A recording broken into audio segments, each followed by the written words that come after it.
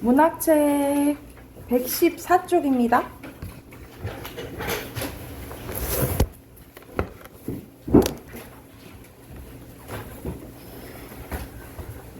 (114쪽) 펴보면 우리 앞에서 계속 소설 했었잖아요. 이제 소설이 끝나고 이제 시가 들어가요. 자, 먼저 그래서 오늘 시의 이론 할게요. 시의 전반적인 이론 보면은 여기서는 시의 개념부터 나와 있네요. 자, 시의 개념은요, 여러분 마음속에 떠오르는 생각이나 느낌을 운율이 있는 언어로 압축해서 나타낸 문학 갈래가 시라고 보시면 됩니다. 그래서 여기서 중요 단어는 뭐가 있어야 된다 이 말이야? 운율이 있어야 돼, 운율. 그리고 압축 이렇게 줄여서 얘기하는 거죠, 그쵸? 그래서 우리가 시 보면은 대체적으로 짧잖아, 그치? 이 짧은 글에 많은 것이 좀 담기 때문에 여기서는 압축 또는 뭐 우리가 단어 안에 많은 의미를 지닌 걸 함축이라고 하는데 그런 단어들을 좀 기억하시면 될 것 같아요. 그리고 밑에는 시의 3요소입니다. 시의 3요소는 여러분 운율, 심상, 주제예요. 자, 시의 3요소 뭐라고? 운율, 심상, 주제고. 자, 먼저 운율 봐볼게요. 운율은 음악적인 요소로 시를 읽을 때 느껴지는 말의 가라, 말 그대로 리듬감이라고도 하는데 보통 운율은 반복돼서 느껴진다라고 생각하시면 되고, 운율은 크게 종류가 두 가지가 있어요. 두 가지가 뭐냐면 우리가 읽었을 때 은근하게 느껴지는 운율을 내재율이라고 하고요. 내재율. 그리고 겉으로 반복되는 게 드러나서 느껴지는 운율을 외형율이라고 합니다. 그래서 크게 두 가지가 있어요. 내재율과 외형율. 이게 있고, 요즘에는 거의 현대시들은 거의 내재율이라고 보시면 되고, 요 외형율은 뭐가 많냐면 고전 시가, 옛날 시가들이 많아요. 특히 뭐 우리가 시조 형식글 외웠잖아. 3장 6고 45자 내외 사음보에다 세 글자 네 글자 이런 게 반복이 되잖아요. 그래서 외형률은 겉으로 반복되는 게 드러나. 그래서 대표적으로 세 가지 기억하시면 돼요. 우리가 읽을 때 끊어 읽기의 다리를 음보라고 하는데, 음보가 반복돼서 느껴진 운율을 음보율이라고 하고요. 글자 수가 반복돼서 느껴지는 운율을 음수율이라고 하고요. 그리고 일정한 위치에 글자가 반복돼서 느껴진 운율을 음위율이라고 해요. 그래서 다시 끊어읽기. 음보가 반복되면 말 그대로 음보율, 글자 수가 반복되면 음수율, 일정한 위치에 똑같은 글자가 반복되면 음이율이라고 생각을 하시면 됩니다. 특히 이 음이율은 자, 첫 번째 글자가 반복되면 여러분 두운이라고 하고요. 가운데가 반복되면 요운이라고 하고요. 끝글자가 반복되면 가군이라고 해요. 그래서 특히 여러분 가군이 많이 나오거든요. 우리 랩할 때 라인 맞춘다 하잖아. 그래서 뭐뭐 했지, 그랬지 이런 식으로 끝글자가 반복되면 국어에서는 가군이라고 하고, 이 가군을 통해서 느껴진 운율을 뭐라 한다고? 음이율이라고 한다라고 보시면 됩니다. 이해됐을까요? 그래서 이렇게 음보, 음수, 음이율로 드러나는 게 외형률이라고 생각하시면 될 것 같아요. 그리고 두 번째는 심상입니다. 같은 말로 이미지인데 시를 읽을 때 마음속을 떠오르는 감각적인 느낌을 심상이라고 해요. 우리가 특히 시를 쭉 읽으면 어떤 상황인지 머릿속에 떠올려지잖아요. 그치? 그걸 심상이라고 보시면 되고, 자, 우리가 알고 있는 오감각 있어요. 오감각 뭐 있어? 시각, 후각, 촉각, 미각, 청각 있죠. 그쵸? 거기다가 뭐 생각하시면 되냐면 공감각적 심상 생각하시면 돼요. 공감각적 심상. 자, 이 공감각적 심상은 뭐라 생각하시면 되냐면 하나의 감각이 다른 감각으로 옮겨져 가는 거야. 그래서 같은 말로 뭐라고도 하냐면 감각이 옮겨져 간다라고 해서 감각의 전이라고 해요. 전이. 그래서 대표적인 예시 하나 들어보면 가장 많이 나오는 게 푸른 종소리라고 해요. 푸른 종소리. 여러분, 푸른은 무슨 심상이야? 그렇지, 시각이고, 종소리는 청각이죠. 그쵸? 근데 종소리긴 종소리인데 푸른 종소리래. 그럼 이 청각을 어떻게 표현한 거야? 시각적으로 표현한 거지, 그치? 그래서 이럴 때는 뭐라고 부르냐면 청각의 시각화라고 불러요. 그래서 이러한 것을 공감각적 심상이라고 하고, 더 구체적으로는 청각을 시각적으로 표현했다 해서 뭘 한다고? 청각의 시각화, 뭐 이렇게 부른다라고 생각을 하시면 될 것 같아요. 이해됐을까요? 그리고 마지막에 시인이 시를 통해서 전하고자 하는 중심 생각을 주제라고 한다라고 보시면 돼요. 그래서 시의 3요소예요. 운율, 심상, 주제고요. 밑에는 시의 종류가 표로 정리되어 있네요. 자, 형식에 따라 말 그대로 형식이 정해져 있으면 정형시라고 하고요. 그래서 정형시는 말 그대로 이렇게 고전시가에서 많이 나온다라고 보시면 돼요. 대표적인 게 시조죠. 우리가 시조 형식 외워야 된다 했잖아. 3장육부, 45자, 내외 뭐 이렇게 정해져 있죠. 그래서 고전시가에서 많이 나오는 게 정형시고, 그래서 이 정형시를 통해서 드러나는 게 이 외형률이라고 보시면 돼요. 이게 보통 이렇게 드러난다라고 보면 되고, 자유롭게 쓴 시를 자유시. 그래서 이거는 요즘에 현대 시들은 거의 다 자유시라고 생각하시면 되고요. 산문시는 우리가 줄글의 형태를 산문이라고 하거든요. 그래서 우리 앞에서 배웠던 소설은 산문이에요. 그래서 줄글의 형식으로 쓰면 조금 시 중에서도 막 이야기처럼 약간 긴 시 있잖아요. 그걸 말 그대로 산문시라고 해요. 그리고 소설을 산문이라 하면 시는 운율이 있다 해서 운문이라고 해요, 여러분. 시는 운문이라고 줄글의 형식으로 돼 있으면 산문이라고 기억을 해두시면 될 것 같아요. 그리고 내용에 따라 감정에 대해서 얘기하면 서정시, 그리고 말 그대로 막 이야기가 약간 전개가 돼. 그러면 서사시, 희곡의 형식으로 쓰면 극시라고 보시면 돼요. 여러분, 희곡은 뭐의 대본을 희곡이라 하냐면 연극의 대본을 희곡이라고 해요. 그래서 약간 연극식으로 되면 극시라고 하는데 거의 잘 안 나오고, 요즘 시는 거의 다 자유시에다가 서정시라고 생각하시면 될 것 같아요. 그러니까 거의 시들이 감정에 대해서 얘기하기 때문에 서정시라고 기억을 하시면 될 것 같아요.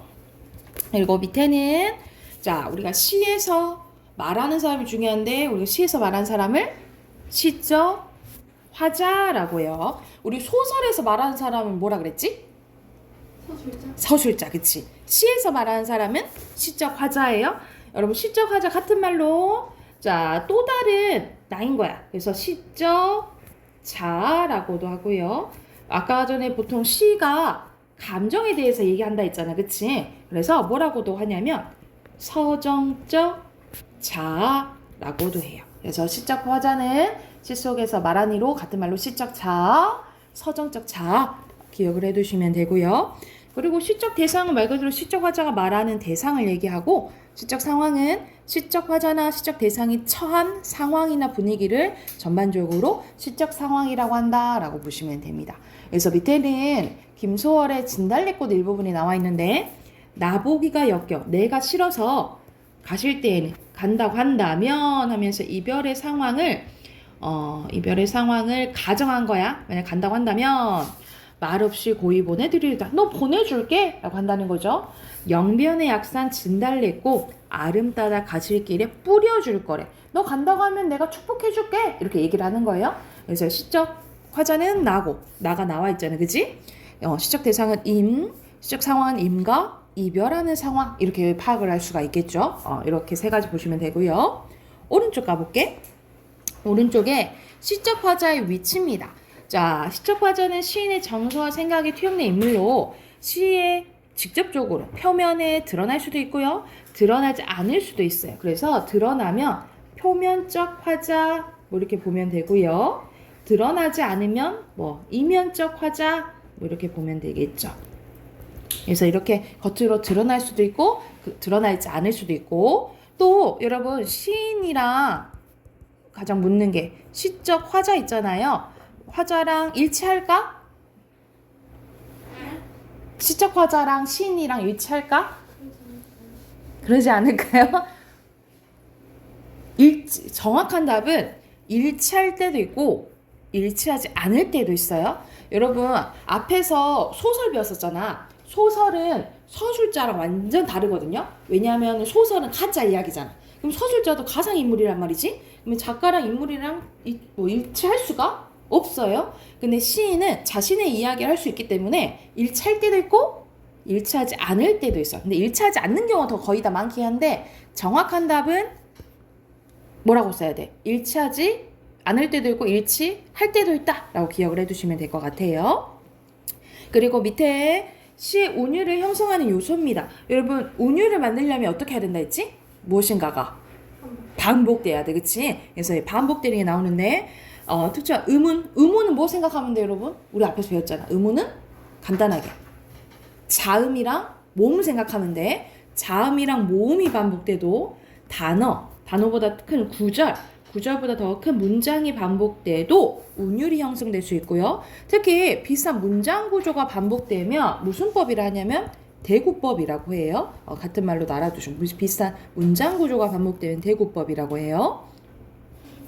그 다음에 수가 반복될 수 있어. 음절수는 글자 수라고 보시면 되겠죠. 그래서 보통 시조 같은 경우에는 3글자, 4글자 오거나 4글자가 반복되거든요. 이걸 3자조, 4사조라고 하고 아까 전에 김소월 시가 나왔었지. 이거는 보면 여러분 봐봐. 4글자, 3글자, 7글자죠. 그리고 5글자, 7글자, 5글자가 와요. 그래서 이렇게 7글자, 5글자가 올 때도 있어요. 그걸 7호조라고 해요. 이런 식으로 글자 수가 반복돼서 느껴지는 운율 아까 뭐라 그랬지? 글자 수가 반복돼서 느껴지는 운율을 뭐라 했지 아까 전에? 아까 3가지 써줬잖아. 그렇지. 음수율. 글자 수 생각하면 된다고. 음수율이에요. 음수율. 그리고 일정한 음보가 반복되면 이건 말 그대로 무슨 율이겠어? 음보율이겠죠. 그래서 보통 시조는 4음보고요. 시조는 4음보고요. 전통적인 민요는 3음보도 와요. 보통 3음보, 4음보가 있다라고 생각하시면 되고 의도적으로 시어를 변형할 수도 있는데 그래서 우리가 문법적으로 맞지 않아도 시에서는 괜찮아.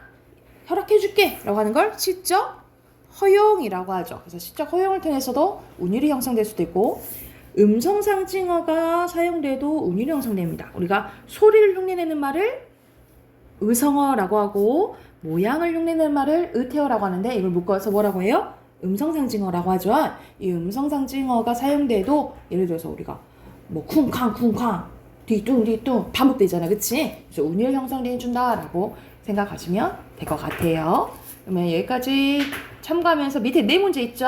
4문제 풀고 답 확인하고 넘어갈게요. 음보가 뭐예요? 음보는 끊어읽기라고 생각하면 되는데 예를 들어서 여기 봐봐. 우리가 한 번에 말할 때 끊어있는 거라고 생각하시면 돼. 봐봐. 나보기가 역겨워 가실 때에는 말없이 고이보내 드리우리다. 이렇게 끊어있는 게 음보예요. 그래서 이렇게 보면 얘가 3음보라고 생각하시면 돼요. 영변의 약산 진달래꽃, 영변의 약산 진달래꽃, 아름따다 가실 길에 뿌리우리다. 이렇게 되거든요. 그래서 이렇게 3음보 이렇게 생각하시면 돼요.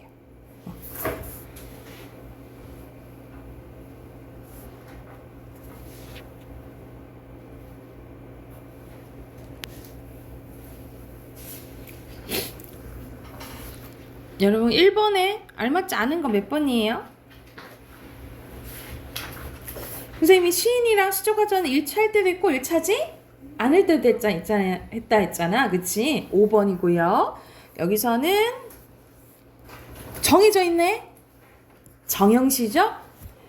그리고 3번에 적절하지 않은 것은 2번이죠. 드러날 때도 있고 드러나지 않을 때도 있고 여기서는 엄마야 누나야 이랬잖아요. 그치? 화자는 뭐 소년 이렇게 쓰셔도 되고 또는 뭐 남자 아이 아니면 뭐 남동생 뭐 이렇게 써도 되겠죠. 그쵸? 자 뒤로 넘기면 우리 아까 전에 선생님 잠깐 설명하긴 했는데 심상에 대해서 나와요. 심상은 선생님이 시를 읽었을 때 떠오르는 감각적인 이미지가 있잖아요. 그치? 그래서 방금 아까 전에 얘기했던 오감각 나와 있고요. 오감각 플러스 뭐 보면 돼? 공감각적 심상 보면 되는데 한 감각이 다른 감각으로 바뀌어 표현해서 옮겨져 가는 거라 했어요. 그래서 감각이 뭐 되는 거라 했지? 감각이 전이 되는 거라고 했어. 그래서 여기서는 중요한 게 예를 들어서 여러분 그냥 이미지가 감각이 2개 나왔다 해서 다 공감각이 아니에요. 연달아 2개가 오면 무슨 심상이라고 하냐면 복합적 심상이라고 해요. 복합적 심상. 예를 들어서 뭐 손길 따스하고 부드러워, 뭐 향긋한 냄새가 나, 뭐 이런 식으로 연달아 왔어. 그거는 복합적 심상이라고 보시면 되고 공감각은 한 감각이 다른 감각 옮겨져 가야 돼요. 그래서 여기서 봐봐.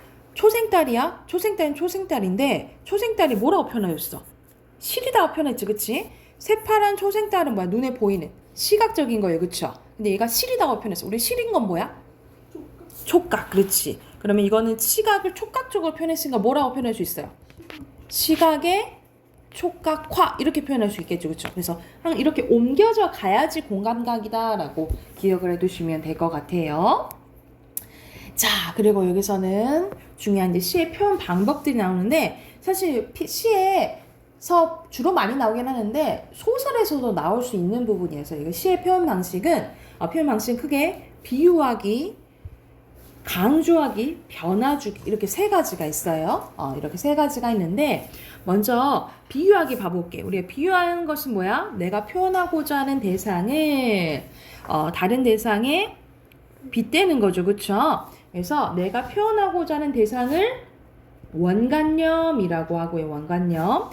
빗대는 대상을 보조관념이라고 하죠. 그래서 원관념을 보조관념에 빗대서 표현하는 것을 비유하기라고 하는데 자, 먼저 우리가 초딩 때부터 배웠던 이 3가지 나와 있네요. 직유법은 뭐뭐처럼, 뭐뭐같이, 뭐뭐인 듯이, 뭐뭐이냐 원관념과 보조관념은 직접 연결을 사용해서 직접 빗대는 것을 직유법이라고 보고요. 은유법은 A는 그냥 B다 라고 표현하는 것. 이거는 거의 이게 직접이라면 이거는 간접이라고 보시면 돼요. 그래서 예를 들어서 똑같은 표현이라도 정하는 사과처럼 예쁘다 이렇게 할 수도 있고 아니면 은유법은 그냥 정하는 사과다 이렇게 되면 되는 거죠. 이런 식으로 표현하는 게 은유법이라고 보시면 되고 사람이 아닌 것을 사람처럼 표현하는 건 의인법. 자, 이것만 알아서는 안 돼. 자, 선생님이 3가지 더 쓸게요. 의인법보다 비유하게 더 추가되면 의인법보다 더 큰 개념이요. 무생물을 생물처럼 표현하는 것을 화류법이라고 해요. 무생물을 생물처럼 표현하는 것을 화류법이라고 하는데 말 그대로 무생물은 스스로 움직일 수 없는 거 얘기하자는 거잖아요. 그치? 스스로 움직일 수 없는데 움직이는 것처럼 표현하면 화류법이라고 보시면 되고요. 그리고 우리가 속담도 어떤 상황에 대해서 빗댄 것을 한 문장으로 말한 거잖아. 그치? 속담이 쓰이면 우리가 뭐라고 부르냐면 풍유법이라고 부르고요. 풍유법. 그리고 하나 더 대유법이라고 있는데 이 대유법은 어떠한 대상의 부분이나 뭐 속성으로 전체를 나타내는 것을 대유법이라고 해요. 예를 들어서 우리가 우리 강과 산을 강산이라고 부르는데 이건 보통 어떻게 해석을 하냐면 자연이라고 해석을 해요. 강산은 자연의 일부분이잖아. 그치? 이런 식으로 부분으로 전체를 나타내는 것을 무슨 법이라 한다? 대유법이라 한다라고 보시면 돼요. 특히 고전시가 분석할 때 대유법이 많이 나와요. 그래서 대유법을 알아두시고 그래서 비유하기에는 6가지 알아두시면 돼요. 직유, 은유, 의인, 그리고 화류, 풍유, 대유법 이렇게 알아두시면 되겠죠. 그리고 여기서는 상징이 나와 있네. 상징도 빗대는 거긴 한데 개념이 조금 달라요. 자, 비유하기는 여러분 이 원관념이랑 보조관념이 시에서 다 나타나거든요. 근데 상징은 뭐만 나타나냐면 보조관념만 나타나. 그래서 보조관념만 나타나서 시를 읽으면서 전체적인 맥락 속에서 이걸 표현하려고 하는 거구나 라고 여러분이 추론할 줄 알아야 되는 게 상징이라고 보시면 돼요. 여러분 보통 비둘기 있잖아요. 비둘기 뭐 상징한다고 여러분 배웠지? 평화잖아, 그치? 근데 자, 시에서는 비둘기만 나와. 비둘기만 나와. 근데 여기서 말하는 이 비둘기는 평화를 얘기하는 거구나 하면서 이 추상적인 관점을 여러분이 추론할 줄 알아야 된다라고 보시면 돼요. 그래서 상징은 뭐라고 생각하시면 되냐면 여러분 평화는 눈에 보여 안 보여? 안 보이지? 비둘기는 눈에 보이지? 그래서 추상적인 관점을 구체적인 사물로 표현하는 것을 상징이라고 보시면 돼요. 근데 뭐만 드러난다? 보조관념만 드러난다라고 생각하시면 돼요. 그래서 비유하기와 상징의 가장 큰 차이점은 비유는 원관념이나 보조관념이 다 드러나. 근데 상징에서 뭐만 드러나? 보조관념만 드러난다라고 기억을 해두시면 돼요. 이해됐을까요? 그럼 오른쪽 가볼게요. 자, 오른쪽에는 강조하기 나옵니다. 강조하기는 자, 대표적인 예시로 첫 번째 과장법이에요. 과장법은 부풀리는 건데 엄청 보통 크게 생각하는 걸 얘기하는데 줄이는 것도 엄청 작게 말하는 것도 과장법이에요. 그래서 과장되게 부풀리거나 줄여서 말하는 것을 과장법이라고 합니다. 그래서 쥐꼬리만한 월급 할 수도 있고 집채만한 빚더미 뭐 이렇게 할 수도 있다라는 거죠. 이게 과장법이고요. 그냥 반복 있죠. 그냥 반복법이 나오면 강조하기예요. 그런데 우리 아까 전에 비슷한 문장 구조가 반복되면 무슨 법이라 했지?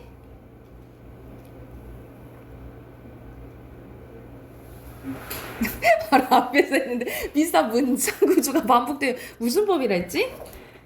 문장으로 바로 앞에서 했다. 무슨 법? 운율 형성하야. 운율 형성 요소 했을 때 115쪽 밑에 운율 형성 요소 했을 때 쌤이 비슷한 문장 구조 반복되면 그래 대구법이라고 한다고. 여러분 기억해야 되는 게 그냥 반복은 강조하기고요. 대구법 있죠. 대구법은 변화주기에 속해요. 기억하세요. 대구법은 비슷한 문장 구조가 반복되는 건데 그냥 반복은 강조하기에 속하고 대구법은 어디에 속한다고? 변화주기에 속한다고요. 그리고 영탄 여러분 탄 생각하면 돼. 감탄사가 나오거나 이런 식으로 이런 것들 있잖아요. 감탄사가 나오거나 뭐뭐 하는구나 라는 감탄 영어미 느낌표가 나오면 영탄법이라고 보시면 되고 영탄법. 그리고 점층법은 의미가 점점 강하고 크게 고조되는 거라고 보시면 돼요. 그래서 여기서 봐봐. 눈은 살아있다. 떨어진 눈은 살아있다. 마당에 떨어진 눈은 살아있다 하면서 여기서는 좀 강조되는 것 같죠. 조금 심화되면서 이런 식으로 점점 강하게 크게 개념이 점점 커지거나 세기가 점점 커지면 점층법이라고 생각하시면 돼요. 그리고 변화주기 가볼게요. 변화주기의 첫 번째 도치법입니다. 도치법은 말이나 문장, 배열의 순서가 바뀌는 거야. 말 그대로 어순이 바뀌는 거예요. 어순이. 그래서 예를 들어서 나는 너를 좋아해가 원래 어순이야. 그치? 네. 좋아해. 나는 너를. 이런 식으로 어순을 바꾸면 무슨 법? 도치법이라고 하고요. 자, 서리법은 일부러 의문문 형식으로 표현하는 거야. 묻는 게 아니야. 진짜 묻는 게 아니고 일부러 의문문 형식으로 표현하는 걸 서리법이라고 해요. 그래서 여기서 예시 봐봐. 가난하다고 해서 외로움 모르겠는가? 이 말은 뭔 말인 거야? 가난하다고 해서 외로움 모르지? 않는다. 이 말을 하고 싶은 거야. 그치? 그래서 일부러 의문문 형식으로 표현하는 건 무슨 법? 서리법이고요.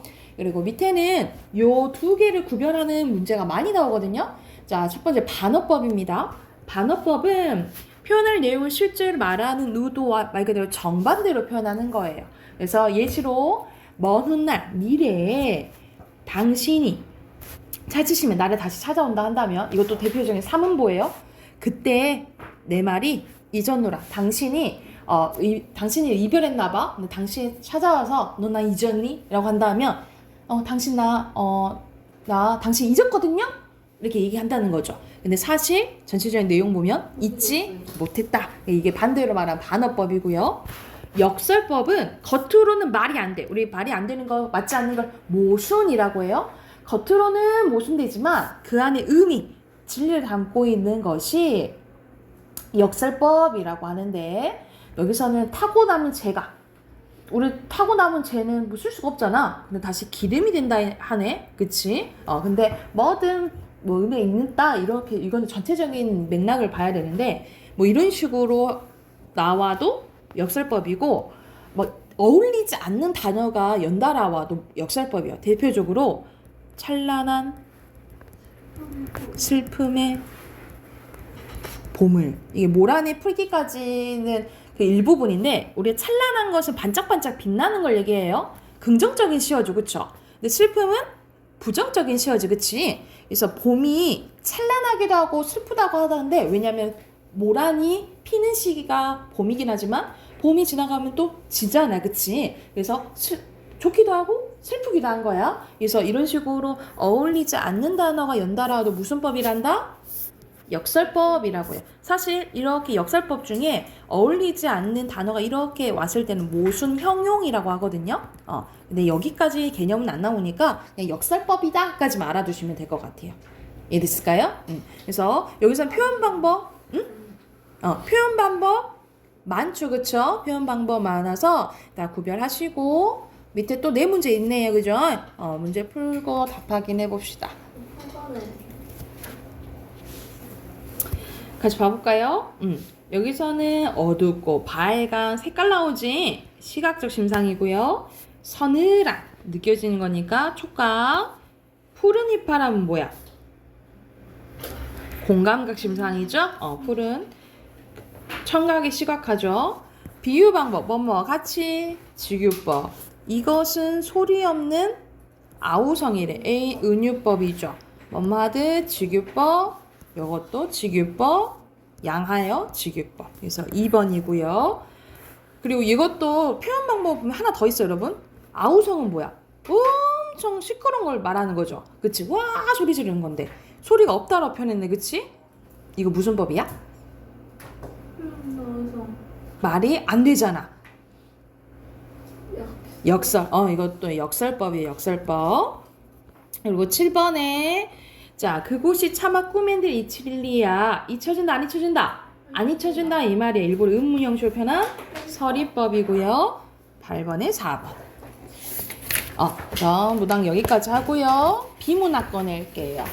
비문학 이제 기술 들어가네. 102쪽이에요.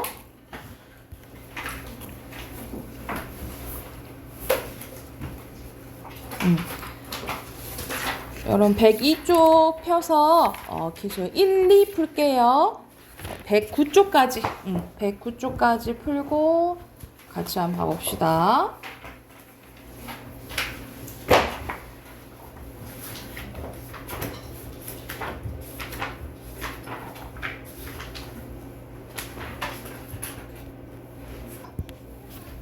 백이쪽 같이 한번 봐볼게요. 여기서는 인공지능에 대해서 나와 있네. 여기 4차 산업혁명에 관한 논의가 계속 되고 있는데 현 시점에서 가장 앞서 있는 것이 인공지능이라고 나와 있네요. 자, 이 문화 보면 인공지능은 알파고처럼 목표와 규칙이 명확하게 정의된 특정 분야에서만 능력을 발휘하는 약인공지능과 그리고 인간의 모든 능력을 발휘하는 강인공지능으로 구분할 수 있는데요. 아직은 인공지능이 인간을 초월했다고 보기는 어렵지만 인공지능 전문가들 중 일부는 기술의 진화 속도를 볼 때 언젠가는 강인공지능 시대가 올 거라고 예상한대요. 이런 가운데 사람들은 인간이 하는 대부분의 일을 인공지능에게 빼앗기지 않을까라는 두려워하는 분위기가 있다는 거지. 그래서 지금까지 기계가 인간 노동을 대체할 때마다 기계와 인간의 갈등 꾸준히 있어 왔지만 오늘날의 상황은 과거에 비해 더욱더 심각할 수 있습니다. 그래서 인공지능의 비약적 발전으로 인한 일자리의 대량 감소는 불가피할 뿐만 아니라 이 일자리의 양극화로도 이어질 수 있기 때문이라는 거죠. 그래서 최근에 선생님 뉴스 봤는데 저기 기계가 이제 요즘에는 배달 많이 하잖아요. 그래서 일정하게 이렇게 이제 재료만 넣어놓으면 뭐 양배추 넣고 파 넣고 해서 떡볶이를 15분 만에 다 만들고 바로 이제 포장해서 나가고 하니까 사람을 여러 명 쓸 필요가 없는 거지. 기계가 다 이제 대체해 버릴 수 있다는 거죠. 이런 식으로 이제 일자리가 많이 줄어드는 이제 문제가 생긴다 이 말이야. 그러나 또 다른 인공지능 전문가들은 이러한 고민을 해결하기 위해 인간과 기계의 차이, 즉 서로의 강점을 이해하는 것이 중요하다고 설명을 합니다. 이는 인간이 잘하는 것과 기계가 잘하는 것이 서로 다르다라는 점을 착안하여 인간은 기계가 잘하는 분야에서만 기계를 활용하면 된다라는 의미라는 거야. 지금의 인공지능은 인간이 제공한 좁은 분야의 지식을 이해하고 학습함으로써 특정 용도에 따라 판단하는 수준이고 이를 위해 많은 데이터를 활용하는데요. 앞으로 기술이 지속적으로 발전 예상되지만 인공지능이 인간 수준의 직관과 통찰력을 갖추는 것은 어렵다는 거죠. 그러니까 인간의 강점은 뭐야? 직관이랑 통찰력을 갖고 있다는 소리고, 그리고 감정이나 맥락을 읽는 능력도 인간이 아주 오랜 기간 동안 진화를 발전시킨 것으로 인공지능이 할 수 없는 분이라는 거죠. 따라서 새롭게 매번 새롭게 정의되는 문제, 창의성을 필요로 하는 문제는 앞으로는 인간의 몫으로 계속 남아있을 것이다. 그러니까 여기서 하는 맥락은 뭐야? 기계는 기계가 잘하는 거, 인간은 인간이 잘하는 거 같이 하면 된다. 그럼 같이 공존할 수 있다. 이 말인 거잖아요. 그렇죠? 그래서 인간은 이렇게 여기고 인공지능을 효과적으로 활용할 수 있는 방안을 지속적으로 연구해 나가야 된다라고 하는 건데, 그러면은 가에 들어갈 거 뭐가 들어가야 될까? 같이 공존하는 거면 1번이겠죠. 그쵸? 마지막 이어서 보면 이를 위해 인간은 인간의 생각을 인공지능에 정확히 전달하기 위해 컴퓨터가 이해할 수 있는 언어로 표현하는 방법을 연구하는 등 인공지능과 원활하게 소통할 수 있는 방법을 노력해야 된다라고 나와 있네요. 그래서 이 마지막 부분을 보면 1번도 풀 수 있어요. 알맞지 않은 것은 인간의 언어가 아니고 컴퓨터가 이해할 수 있는 언어로 표현한다 했죠. 그쵸? 5번이고요. 자, 뒤로 넘겨서 여기서는 문단별로 핵심 내용 연결하는 거네요. 이렇게 표시하시면 되고, 밑에 왼쪽에 먼저 넣을게요. 야, 강, 감소, 양극화, 통찰력, 감정, 창의성, 동반자, 소통이에요. 오른쪽에 어휘, 추월, 진화, 강점, 차감, 이렇게 표시하시면 됩니다.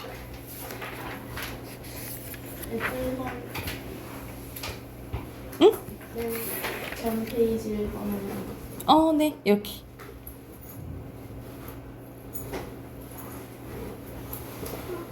밑에 빈칸 다 채웠어요?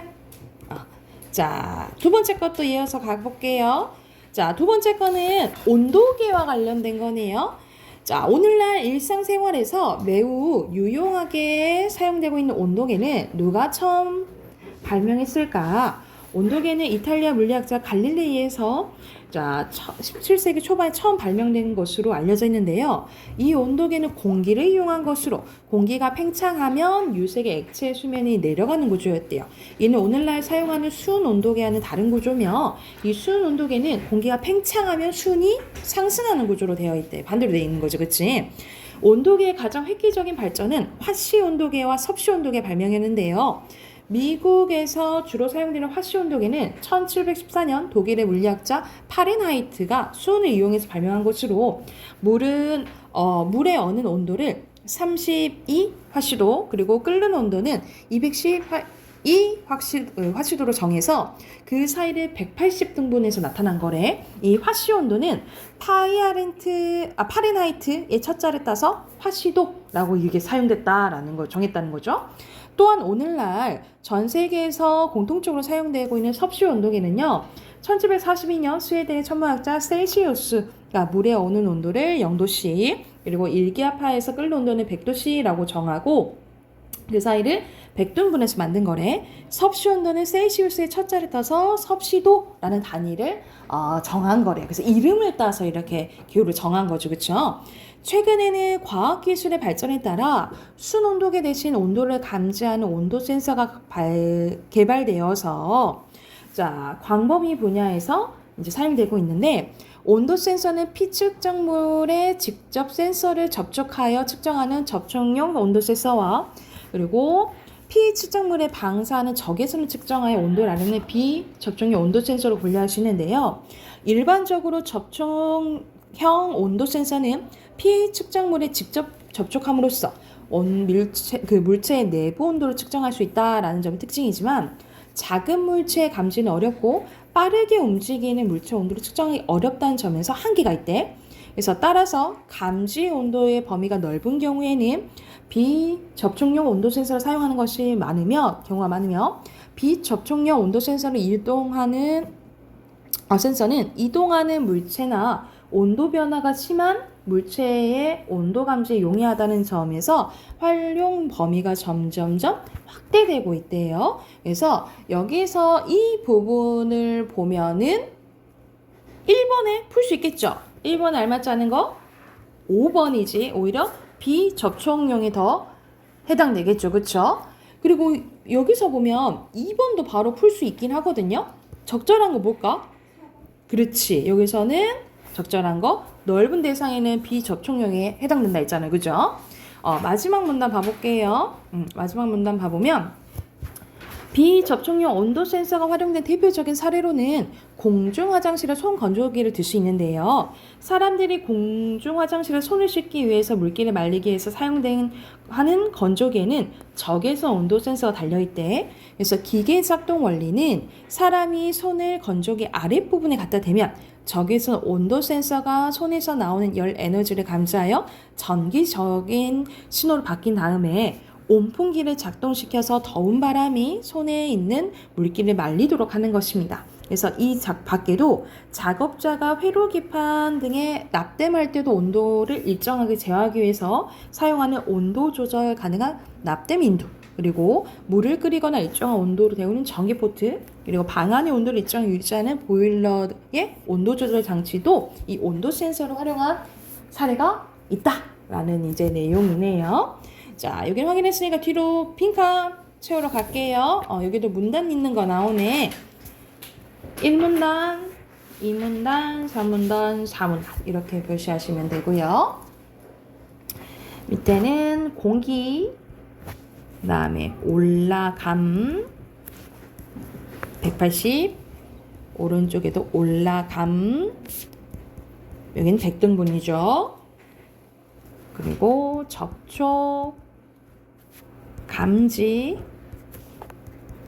넓은, 이동, 심한, 손, 건조기예요.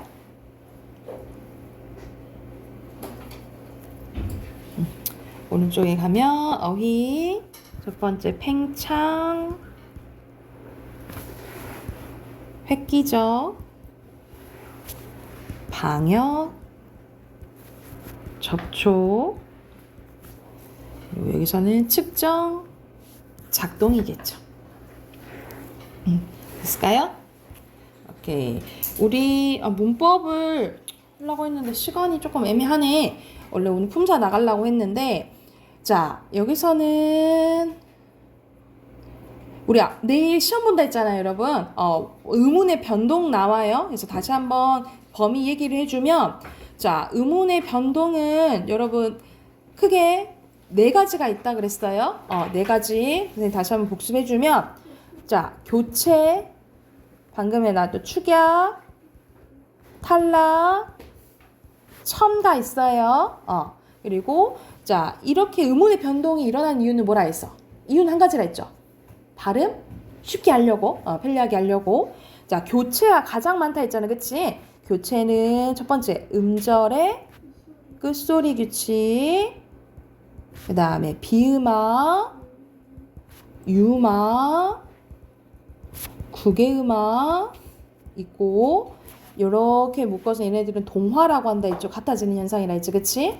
그리고 여기에 속하는 게 된소리 대기가 있긴 한데 된소리 대기는 여러분 그냥 우리 쌍자음 소리 나는 거 있죠. 예를 들면 뭐 국밥 이렇게 되는 거 있잖아요. 이런 것도 더 교체에 속해요. 이 정도까지 말면 되시고 축약은 크게 자음 축약이랑 모음 축약으로 나뉘어진다 했죠. 근데 자음 축약은 같은 말로 뭐라 한다 했어? 거센 소리 대기라고 했어요. 같은 말로 자음 축약이라고 생각하면 돼. 그리고 탈락에는 크게 자음 탈락과 모음 탈락이 있는데 자음 탈락에 크게 간단하게 리을이랑 히읗 탈락 있다 했고 그쵸? 그리고 모음 탈락에는 동모음 탈락, 탈락 있다 했죠. 선생님 이거 발견하기 힘드니까 잘 봐야 된다 했어, 그지? 그리고 탈락 기억하시면 되고 여기다가 한 가지 더 자음군 단순화 기억하시면 돼요. 자음군 단순화 우리 겹받침 있잖아. 우리 겹받침 이거 어떻게 발음된다 했어? 닭 이렇게 발음하잖아요. 이거는 리을이 탈락하잖아. 이거는 자음군 단순화 말 그대로 탈락에 속한다 라고 생각하시면 돼요. 음절의 끝소리 규칙은 교체에 속해요. 근데 자음군 단순화는 탈락에 속해. 그리고 첨가는 여러분 니은 첨가 하나 있다 그랬죠, 그렇죠? 그래서 이건 환경이 중요하다 했어. 합성어나 파생어 됐을 때 앞에 받침이 오고 뒤에 뭐가 오면 여, 요유가 오면 뭐가 첨가된다고? 니은이 첨가된다라고 했어요. 그래서 여러분이 구별할 게 이렇게 비음한지 유음한지 구개음한지 그리고 구개음하는 여러 환경 잘 봐야 된다 했잖아, 그치? 한 번만 더 선생님 얘기해주면 디귿, 티읕이 이를 만나면 각각 지읒으로 변한다 했죠, 그쵸? 근데 이거는 의미가 없어야 된다 했어. 의미가 없는 무슨 형태소? 형식 형태소여야 된다고 했어요. 요거 기억하시면 돼요. 그래서 여러분 앞에 이렇게 이론 정리되어 있는 부분 있죠? 요거 참고하면서 내일 공부해 오시면 될 것 같아요. 그래서 요것도 전과 마찬가지로 객관식 20문제예요. 객관식 20문제고 틀린 문제는 똑같이 오답 정리해 오셔야 되겠죠? 그죠? 그래서 오답 정리 안 하게 내일 다 맞게요. 알겠지? 오늘 여기까지 할게요. 형태소가 의미가 없는. 형식 형태소가 의미가 없는 형태소를 얘기하고 의미가 있는 형태소는 반대는 실질 형태소라고 해요. 의미가 있는 거는 실질 형태소, 의미가 없는 거는 형식 형태소 이렇게 생각하시면 돼요. 어떤 게 의미가 없는 거? 문법적인 역할만 하는 거. 그래서 예를 들어서 형태소는 다 나눌 수 있는 데까지 나누는 걸 얘기하거든요. 예를 들어서 먹어요 라는 말이 있어. 그러면 먹어요 이렇게 나눌 수 있거든요. 그러면 먹은 의미가 있는 거야. 실질이고 이런 거는 어미여서 우리가 어미나 뭐 접사나 뭐 조사나 이런 것들은 의미가 없는 형식 형태소로 봐요. 그렇게 생각하시면 돼요. 이해됐을까요? 됐나요? 혹시 질문 있을까요? 내일 봅시다. 내일 단어 외워오세요. 내일 먼저 와서 단어 시험 보고 그 다음에 선생님 공부할 시간 좀 주고 그 다음에 월마표 가볼게요. 알겠죠? 여기까지 할게요.